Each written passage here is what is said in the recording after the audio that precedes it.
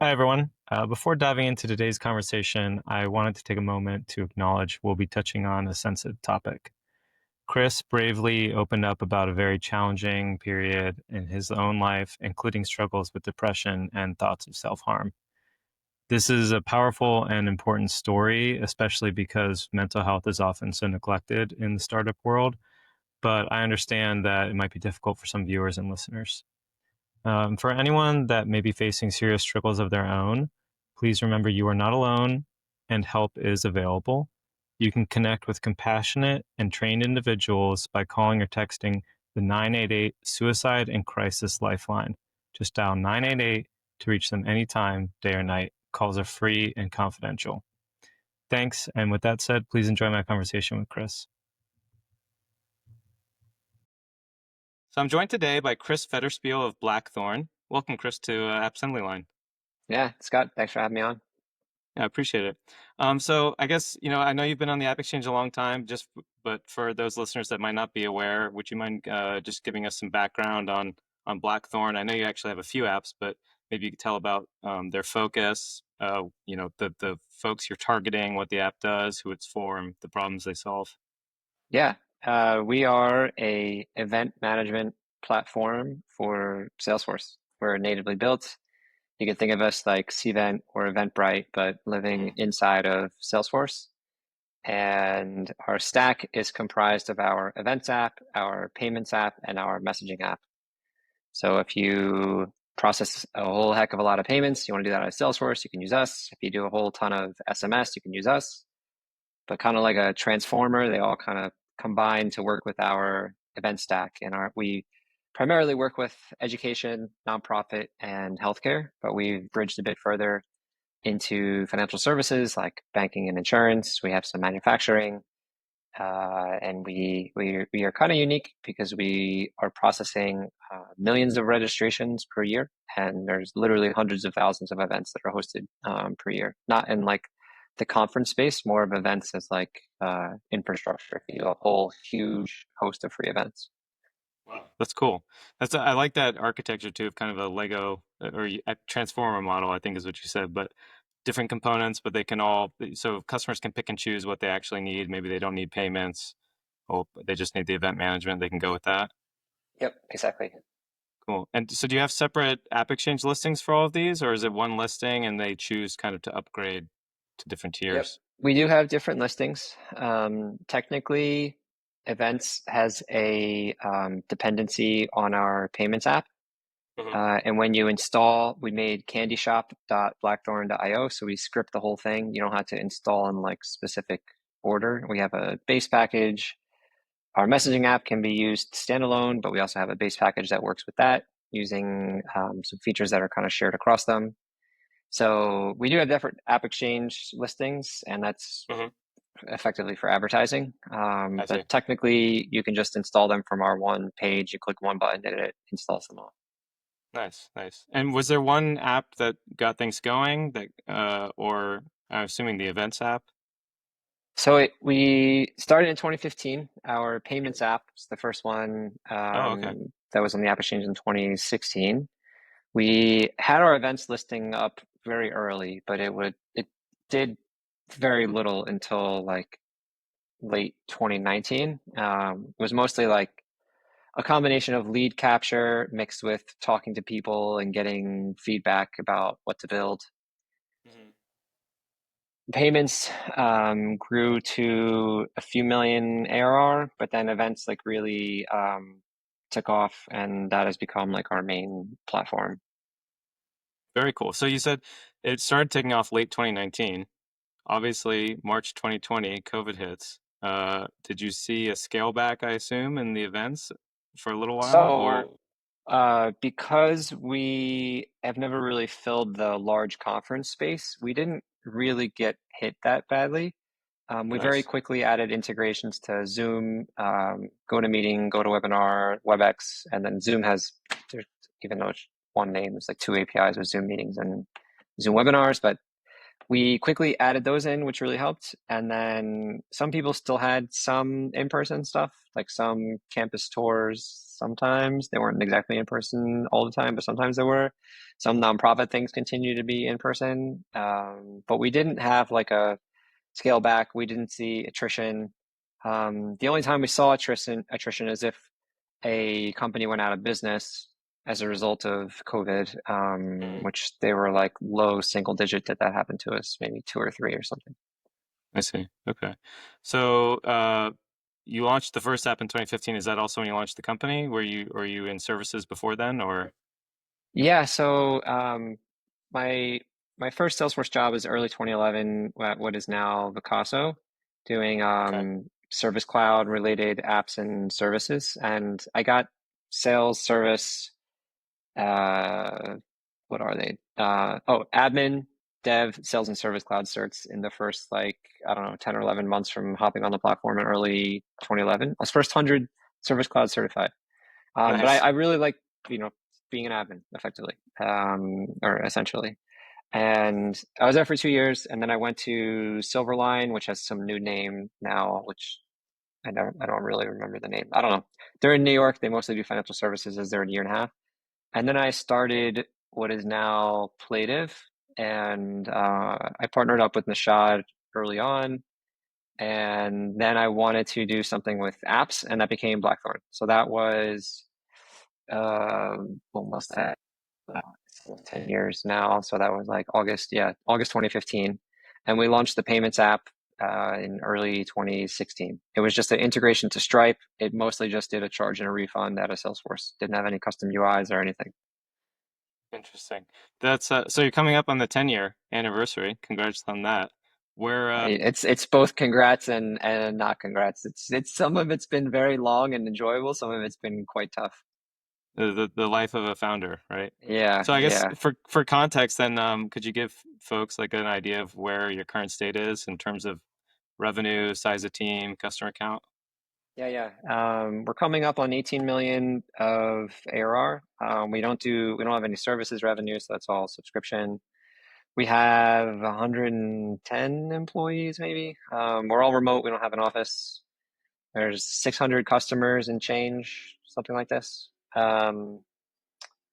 And we're hoping to add 4 to 5 million this year revenue. We'll see. Focus on events in our key verticals. It's just still growing at a nice clip. Um, what was there a consulting project that initially led to the development of the payments app, or how It's did that? yes, that is exactly what happened. So Okay, when I was running the company, which is now Plative, was originally CRM Passport. right. Uh, I implemented Chargent, Linvio, and I think I played around a bit with Cultura. And I found that none of them integrated with Stripe at the time, and Stripe was like up and coming. And I was like, okay, I want to work with Stripe. And then a few things I wanted to do out of the box, they were not possible in those apps yet. I think they're all possible now, but they weren't possible yet. So I was like, okay, I want to make this app so that the services company can do the implementation work for the app. And I ended up starting this company with another guy. I bought out my co-founders in 2018, and that didn't end up happening with like the apps and services kind of mixed that way.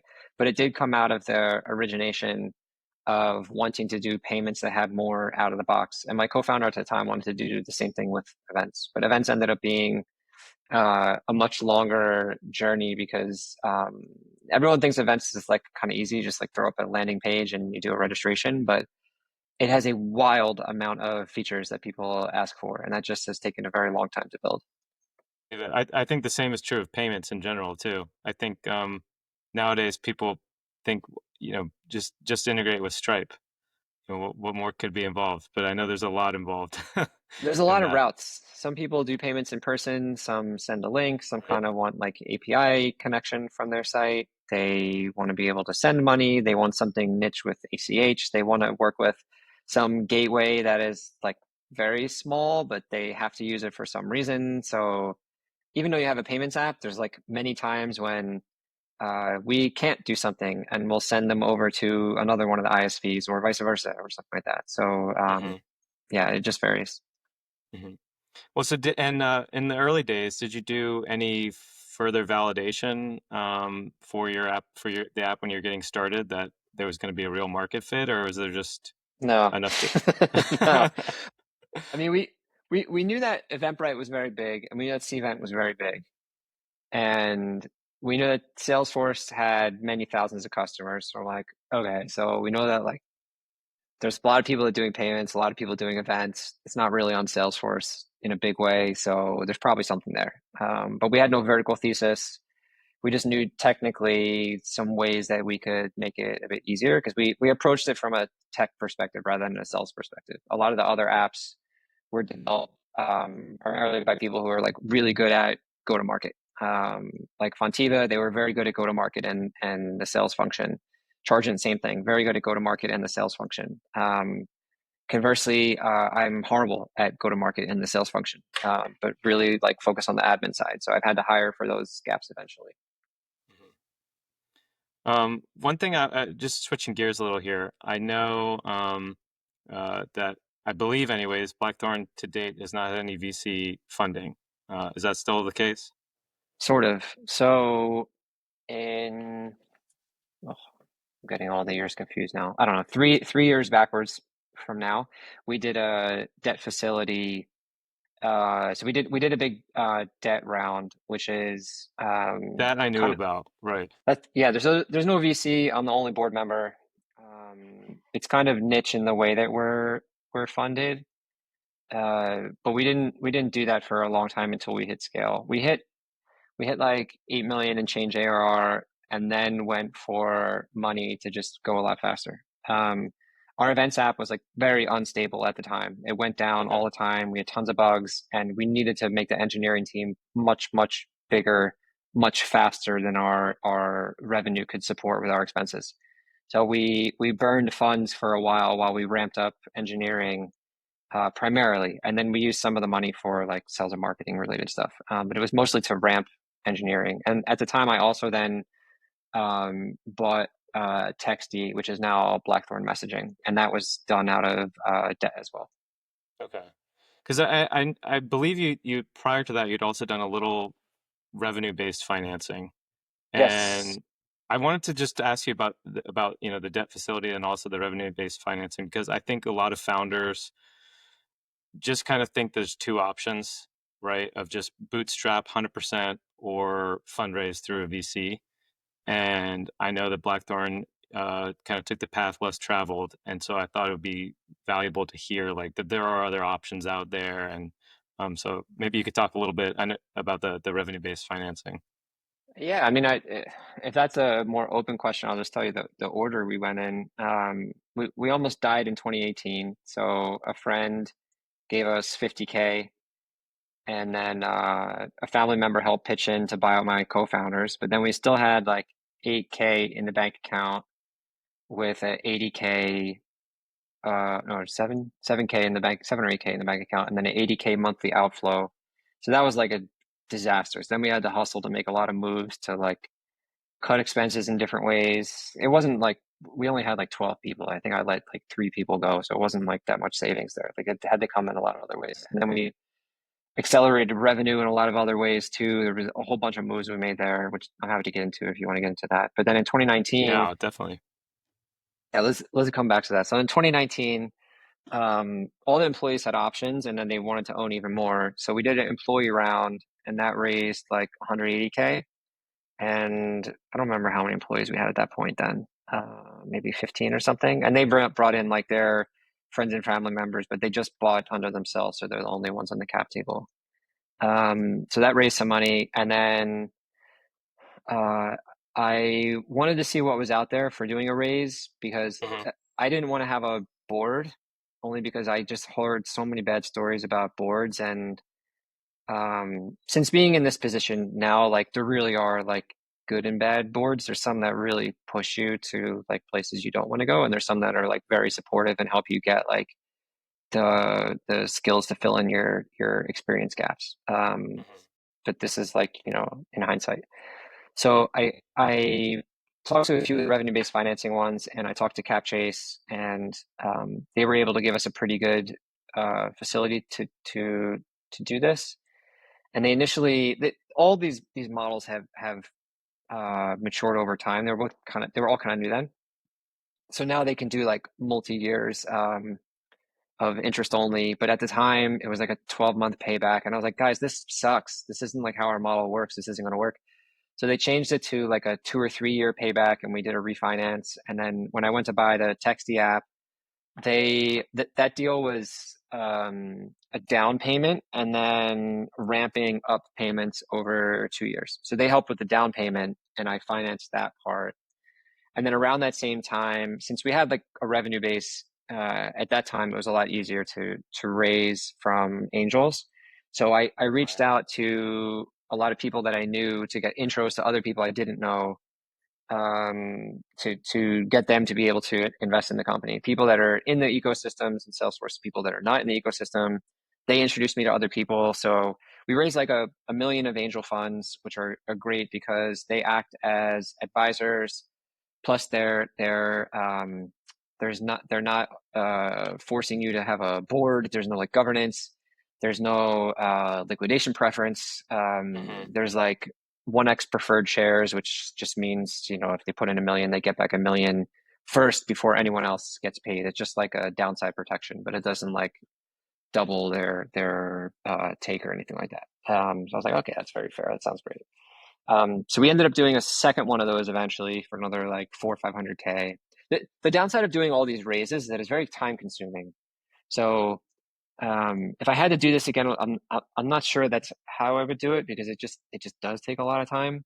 I actually don't know what I would do. And it was sort of safe, and we paid I think 8K to AngelList, I think, to manage it all, and it's very good money spent to deal with all that.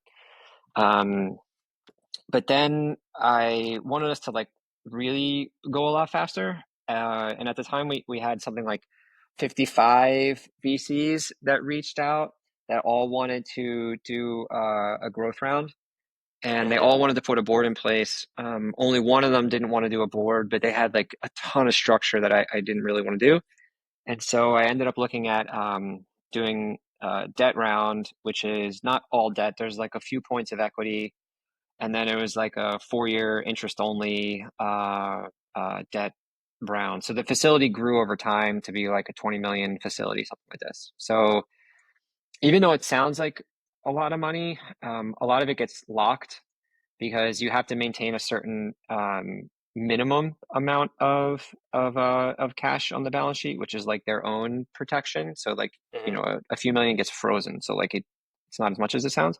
And then also you have to pay for the servicing because there's interest every month. So that tends to add up too. But the upside is that if you end up with a big exit, their upside is fixed. If you end up with a small exit, that's better to have percentage based investing because then you'll end up doing better. So it really just depends, quite frankly. I think in hindsight, if we had done well enough, like a big seed round would have been awesome because then they don't necessarily impose the board structure. You get the financing; it's percentage based, but also that tends to be 15 to 20%, right? And this whole debt facility, it equates to be like it's relative to the exit size, but yeah, it varies. Um, so that's more or less how we went about financing the company. In terms of what we did to get revenue early on, the payments app was free initially. So I messaged all of our customers. I said, you can stay on your current version perpetuity and we won't turn it off. But if you need support, if you want to upgrade, literally anything, then you have to pay us. And I did not make the app expensive enough, but it did have us get like 80K ARR like right away, which is 1 month of expenses. And then we What had kind of conversion did you have? Sorry to interrupt, but what kind of conversion did you have from that email? I think currently we have low single digit people that are still free. Our attrition, maybe one that like Wow. left because of it. Pretty much everybody stayed. Like Yeah. it was infrastructure. We weren't charging. I didn't charge nearly enough. I think that's why. I think so many founders say that. They're like, they I don't know. They just feel bad asking for money for Because way too I long, and then they do, and they're like, I should have asked for more, and I should have asked for it sooner. I think it's a technical founder problem because you know how long it took to make it, and Mm. so you charge relative to the amount of time it took to make it, which is not actually how much you should charge. You should charge to make significant profit on your expenses because then that will help fuel the growth. And I didn't understand that at the time. And also, companies either are very busy and they're not going to do your thing, or they just don't have the technical ability or people available to even do it, and it's worth like just spending. Um, so yeah, and then we had a bunch of customers that were paying monthly, and I said, hey, I'll give you a 10 or 20% discount if you pay us annually today. And they're like, okay, yeah, of course, that's like a no-brainer. We launched the Hmm. events app, and that started to bring in some revenue eventually.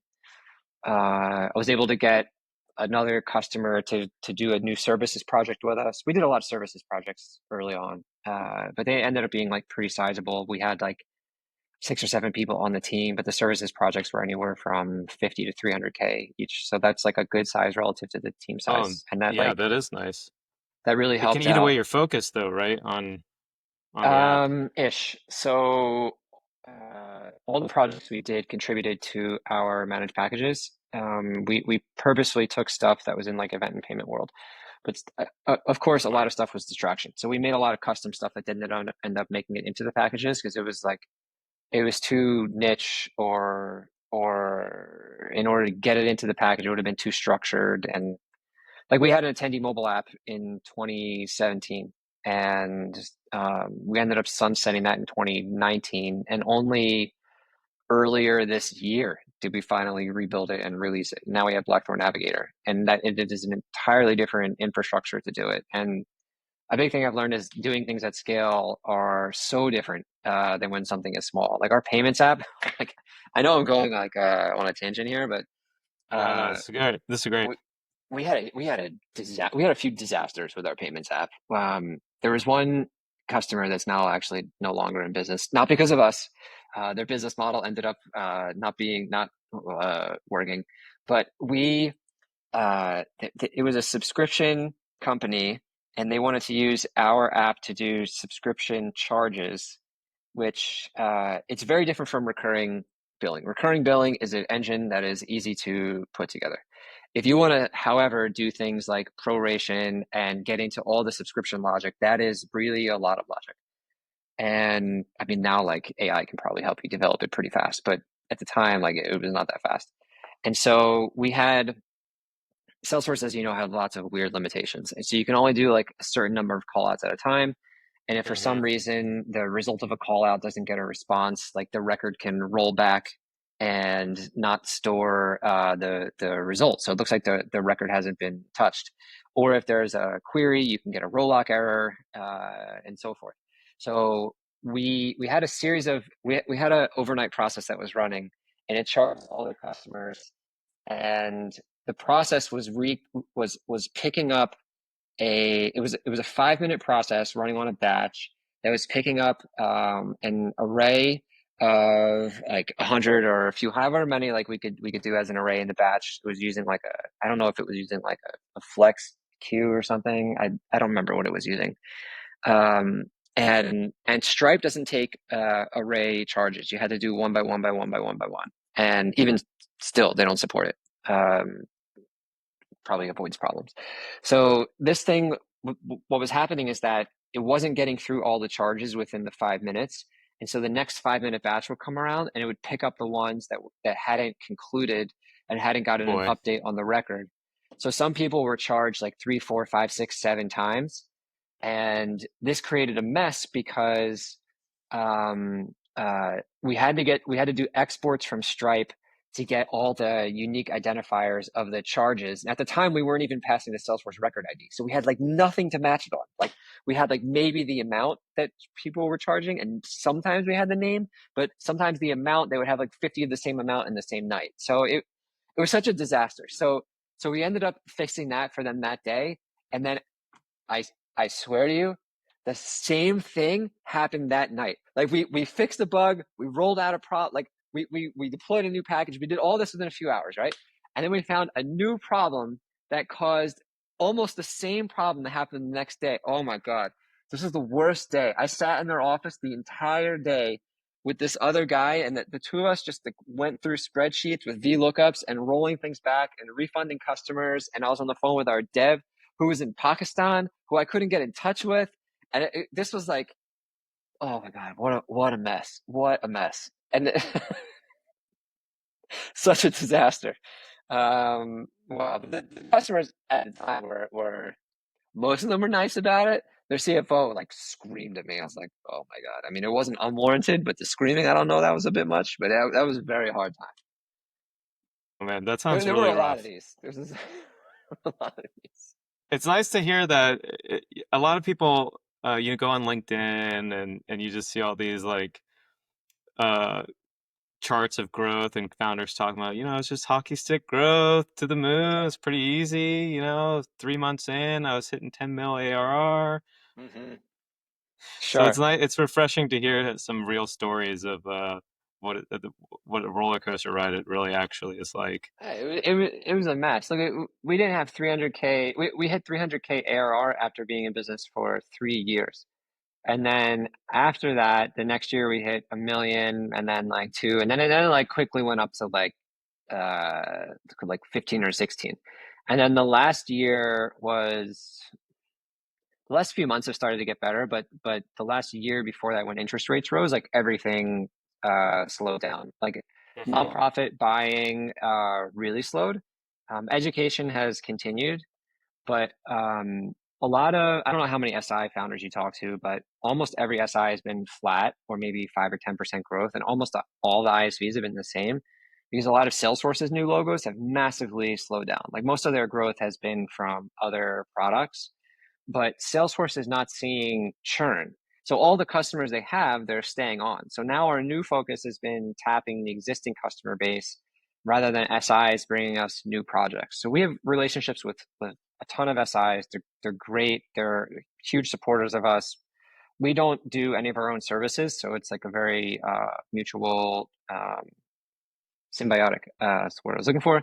Relationship, but they primarily function on new logos. So our new go-to-market is now all about going after the existing customer base, and we're actually starting like a massive cold calling based initiative tomorrow. And there's a ton of tech, and there's a big go-to-market behind that. And I know this is another tangent, and then we'll go back to whatever questions you have.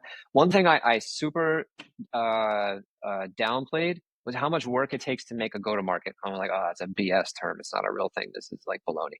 But All you to got the actually like, only thing that's hard is the app, right? The building the business is easy, right? Building the app yeah, is and the hard part. That's what technical founders. I think that's one trap, right? That a lot of technical founders fall into is they think that the yeah, code is the hard part. it's so much. And look, AI is very fast uh, at accelerating the build of new apps. It is not making go-to-market magical. You need to have a great app. And yeah, you can do like all this cool stuff with Clay and all these automation tools, and there's like so much stuff there. But still, there's a lot of value to brand and to like your network. And there has to be like some intro viral effect that gets things going. And it's very hard to do that guerrilla style. So Hmm. that's been like a long learning for me. Hmm. Well, you said so. I know you just said less so now, but at least initially, SIs were a huge part of your go-to-market. How did you get that engine started? Just reaching out, basically cold calling to the SIs, or did you already have a network from your consulting days? It's a number of paths. So I knew a few from my our consulting days, but like Coastal Cloud and Huron and Attain and Cloud for Good, like I don't know any of these people. So we had the apps on the App Exchange, and admins, the consultants, they would get a project and they would like get our app, and I would just see whoever came in through the App Exchange and get on the phone and say, "Hey, you're at a SI. Can I like do a lunch and learn for you?" And at the time, some of them were still in person, so I would go in person and meet them all and just give them exceptional support, like whatever they needed. Hey, we have this project. Great. Let's get on the phone. Let's scope it. We'll help you build it. We'll do some of the services. You can charge. Don't care. We won't charge. Maybe we'll sub some out if like it's really extensive. But the partners, what they really want, they don't really want money back. Um, uh, we've probably sent 4 or 5 commission checks in our history. They want to remain impartial to the client. They much more value an app that works with a Hmm. team that is easy to work with, both sales and technical. And so a lot of the relationships either came from App Exchange inquiries, or I would talk to Salesforce reps when somebody came in and they would bring me into the SI, or I would ask the customer that came in from the App Exchange, hey, can you intro me to your Salesforce rep? And they always do. Can you intro me to your SI partner? And they always do. And then from there, you have to push for like the lunch and learn. They all have these, every Hmm. Friday, every other Friday, they'll have like a half hour session that people could join to learn about some new whatever. And it was probably easier then because the number of ISVs has like really grown since 2015, and even at that time they're already a good bit, but it's probably harder to enter in the market that way. But still, like you can't beat personal connection. If you can physically go in person to Salesforce offices, once you get a relationship with a single rep, your own rep, just go in and offer to talk to them and then talk to their team and just say, hey, can I come in and meet your team? I'll buy you breakfast or whatever. And can you intro me to your manager? Like, who's your SE? Can I talk to your SE? Then you Hmm. get in with the SE teams. And then it helps a lot to be vertically focused because those teams are a lot tighter. So you'll meet the SE for someone in education and they're like a IC. And then you meet their manager and then you meet their manager's manager. And then you end up doing like different pockets of presentations. And they'll say, hey, you should meet this SI and this SI. And like, there isn't any wizardry to it. It just takes really, really a lot of time. It's a lot of reaching out, a lot of phone calls, a lot of dinners. It's a lot of hustle. I believe it. I think a lot of folks get their App Exchange listing live and they think that the deals will start rolling in.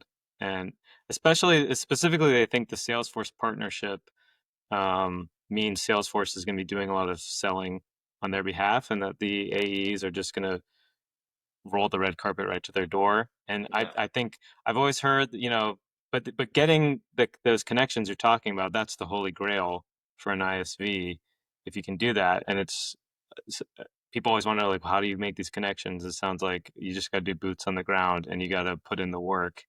Yeah, look, it if you go to like the events that they have, just stop by the SI booth, Hmm. you know? Hey, I'm Chris, here's our app. Is there somebody on your team I could talk to? Can I present to your team? Okay. Hmm. They're all very nice people. With our partner team, like we pay them over $1 million a year, Salesforce as our like rep share fee thing. Hmm. And uh they don't like our partner manager doesn't like drop leads on our plate. Like this is not what happens. What they're very good at is uh we will ask to get us in touch with someone and they'll do the intro. So we'll have a prospect that came in from who knows where, a demo, a booth visit, like you name it. Hey, can you put me in touch with the Salesforce AE? They'll do that all day long. You can't ask for like 300 of them, but if you ask for like, we have like a dedicated manager now because we're like paying some money. But if you're a new partner and you're not paying them anything, you can still ask like, hey, can you intro me to this AE? And they'll do it. Hmm. Depending upon who you get, it might take them a little while, and you might need to like really ask because some people are hungrier than others or just care more. I don't know what it is, but through the years we've had some that have been significantly more attentive than others. But then once they intro you to the AE, then like floodgates can open for your possibilities. Can I talk to your team about our app? Can I come in and bring bagels for breakfast? And then you fly to that office and then you do that. And then you ask each AE, which SI partner do you work with? Because they all work with 3 of them. Hey, can you intro me to your main contact at the SI partner? Yeah, sure. And they'll do that. And then there's a lot of pay to play. Like if you can get in with the AEs, just say, hey, let me do like a happy hour tonight. And they all show up, like, or maybe not everybody, if somebody has kids or lives somewhere else, they're not going to show up. But if they're just like individuals, they'll show up to the happy hour, and you'll get to meet them, and you'll get a relationship. And if you're an SI, then you'll start to get to projects. They'll start you off when they're like smaller ones they don't really care about, but it's a way to like build trust. If you're ISV, like you have to, depending upon what your app is, the AEs generally won't care. All they're going to remember is like, oh, Chris has an events app. That's all they're going to remember ever. And And maybe the you had, Danish. yeah, Maybe the exactly. Danish you brought in. Yeah, yeah, maybe. So you had to keep doing it because over and over. So every 4 to 6 months, you do it again. And there's over 10,000 Salesforce reps. So there's no shortage of like these things you could be doing. Hmm. Um, I think that's yeah, that's good advice. Everybody just thinks like you can just quickly turn it on and you'll get all these deals, but it's good to know you're gonna have to get on a plane, trains, and automobiles in order to get to these offices to do these lunch and learns. I mean, it works the Um, best. You don't have to, but that works the best. no, I think more so than ever too, as AI kind of accelerates all these like bot interactions, right? I think more and more the human interaction is going to be um, more refreshing to Hmm. folks. So, Yeah, agreed. um, so okay, I want to go back to something you mentioned. I think you said you had at one point. You said you had like 7K in the bank, 70 to 80K outflow. Um, and I know you went into some of the tactics you did to turn things around by turning on the customer saying if you want to keep upgrades you're gonna have to pay, etc. But I wanted to ask, like, it sounds like this is the time when you also bought out your partner with the financing. I think your Just before co-founder. that, Oh, yeah. just before that. Okay. So, um, I mean, did you ever have thoughts of maybe it was time to just shut down Blackthorn? Yeah, I mean, I'm of surprised. course. Okay. Of How did course. you? How close did you come to making that decision? I'm very curious because it sounds I mean, like the decision the almost made math is itself for me. daunting. Like, if how many Yeah. payrolls can you miss before your business closes? I don't even know the answer. Like I asked our team to take voluntary pay reductions, and a bunch of them did. I say, hey, I'll pay you back whatever you gap, plus I'll pay you a bonus, and I'll give you more options, like if you stay. And we had to do that 2 or 3 times in the company's history. But that first one like really helped, and most of them are still here. Um, Did anyone leave when you asked that, or no, did a everyone zero. stay? Wow, Everybody stayed. Yeah, that's amazing. yeah. I mean, there's a unique person that joins a 10-person company, and you have to make sure you get that person. You can't get them coming out of a big company. Like it will not work. This is not a 9 to 5. This is like 8 to 8, and then something breaks on the weekend, every third weekend. Like it's hard. Um, but yeah, I thought about closing it all the time. I couldn't sleep. I was on multiple sleeping drugs, talking to a psychiatrist. I was having suicidal thoughts. I was sitting at a table crying. Like I have like a picture I hate looking at with like a tissue box. It was like disaster. But like I had to work while I was like crying, and I was staying at a friend's place, and like he came over, and I was like, oh man, I'm in a bad place. It was such a horrible time, and into indoor sports for a while, and I brought my bicycle to San Francisco. At the time, I was in the launch accelerator. They gave us 100K, and that helped a lot. They have a lot of the company now. I think they still have like 5% of the company for 100K, which is a very good deal that they got. Jason Calacanis got a very good deal. But I ended up pitching Blackthorn for 12 weeks in San Francisco. I don't live in San Francisco. I live in New York. And I was married, who's now my ex-wife, remarried with a kid now.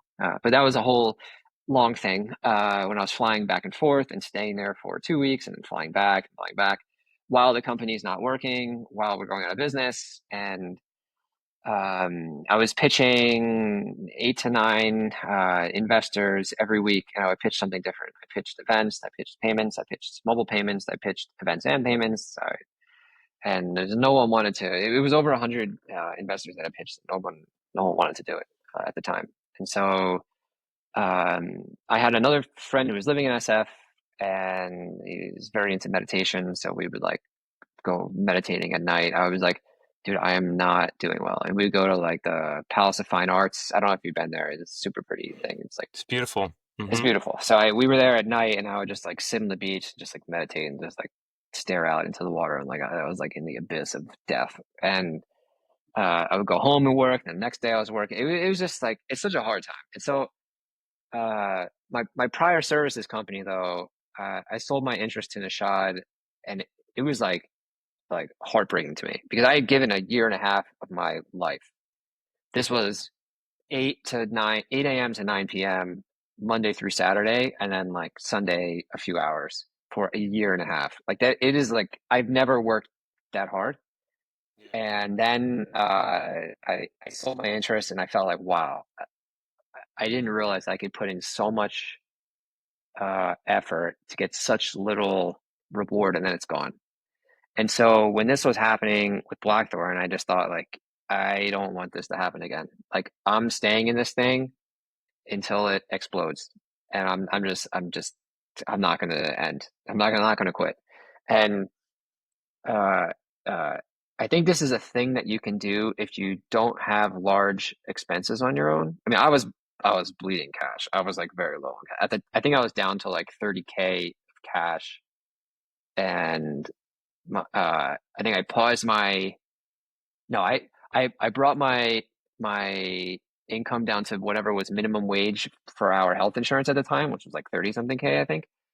And then I was burning cash, and I had only like a few months of money left. It was such a disaster. So if you have kids that you have to support, like you can't really do this then. Like it's too much stress.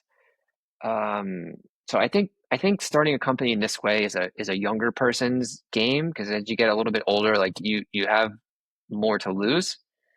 And I had a lot more energy then. At 43 now, like I can't do that now. But my bicycle really helped a lot. When I was really bad, I would hop on the bike and go riding for hours, like go ride up Mount Oh, Tam and go that's to great. like Tiburon, and like just go ride like all over the place. And I would think about moves I can do. I would stop the bike and write down four things on my phone and email it to myself, and then I would like ride the bike more. Mm. And that was very helpful. And I still do a lot of that now. I still I exercise like 6 days a week. I'm into like endurance running now, and it is very helpful. Running is a great way to clear your head. That's something I lean on a lot. Anything that you do more Sound than an hour is very helpful. Yeah, it sounds like a really obviously. I mean, to state the obvious, sounds like an extremely tough time. Obviously, so glad that you did not lean into some of those darker thoughts, and I'm glad you were able to find like interest, the meditation, the bike riding. Obviously, you had a friend that you were leaning on. So obviously, if anybody is listening and is going through some of those dark times, I would look to Chris as like an example, right, of Hey, you can reach out to me. better days are ahead. Just send me a personal email. It's just chrisfed@gmail, and I'll hop on the phone. And someone actually reached out to me 3 weeks ago. It was in a very similar state, Hmm. and it was a pretty tough conversation. But he said it helped him out like a lot. It gave him a lot of other. One thing I'm very good at is having lots of ideas. A lot of them tend to be, but there are a lot of them. So I'm very good at brainstorming. So if anybody ever is short on ideas, I can probably have ideas. Okay, I love that. I think that's so nice of you to offer your personal email like that and time. I mean, obviously, if anybody's going through that, I think you're an inspiration that there's a light at the end of the tunnel.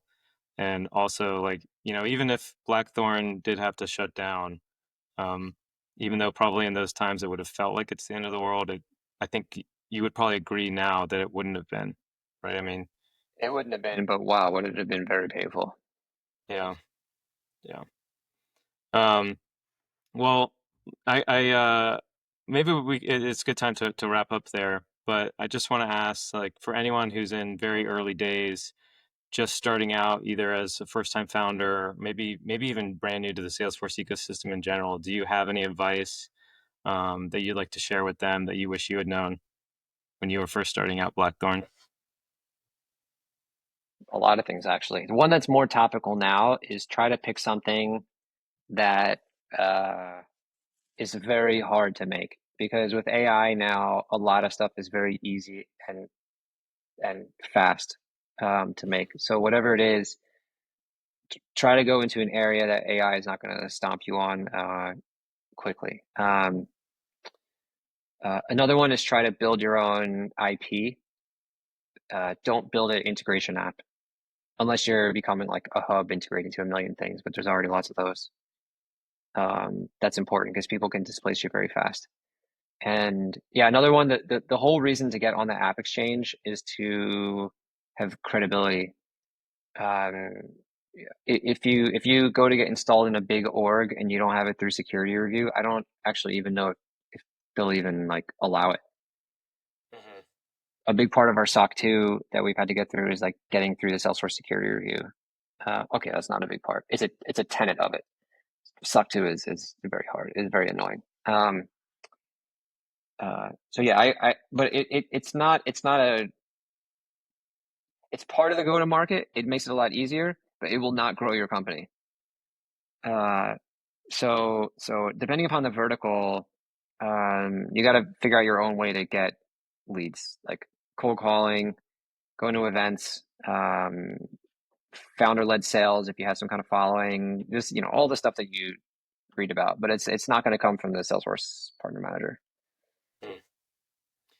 Well, I appreciate that.